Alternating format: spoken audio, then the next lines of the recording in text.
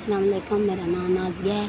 मेरा घरे वाला रिक्शा चलाता है, ड्राइवर। 4 मेरे बच्चे न, एक मेरा बच्चा माजूर है जिसकी वजह तो मैं लाहौर तक इसनों लैके गई हाँ, कराचियाँ तक, रावलपिंडियाँ तक लैके गई हाँ। जो कुछ आई मेरे को मैं सारा कुछ ला चुकी हाँ। हुण मैं अल्लाह दी आस इस बच्चे ने लैके और मेरा घरे वाला तो भी बह गया। मेरे को इतना भी नहीं कि मैं अपना घर चला सकां या अपने घरे वाले का कोई कारोबार बना सकां।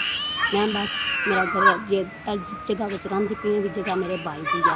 घरे वाला मेरा रिक्शा चलाता है, घरे वाला मेरा रिक्शा चलाता है। जो कुछ मेरे को आई मैं सारा इस बच्चे च लै चुकी हाँ। और मेरे इस बच्चे नहीं आराम आया। मेरा घरे वाला 400-500 लिया जोड़ा वो सी घर में बड़े मुश्किल हालात न। दूजे बच्चे मेरे पढ़ते हैं स्कूल में, उन्होंने भी तलीम मैं मुकम्मल ना कर सकती कि इतने मेरे हालात बुरे हो चुके। 2 3 4 5 हज़ार रुपया डाला गलिया मैं मिल गया है। और हंसते रहो, जूंदे रहो। इतना पानी जितना नदी च पानी इतना अल्लाह ताला देवे, साडे बच्चे जूंदे रहो। मेरे इस बच्चे वास्ते जोड़ा तुसीं 5000 भेजिया है और मेरा बच्चा मियाँ जोड़ा है वो रिक्शा चलाता है इस वास्ते भी, और मैंने बहुत खुशी हुई है। और मेरे इस बच्चे वास्ते भी जोड़ा तुसीं 5000 रुपया गलिया है।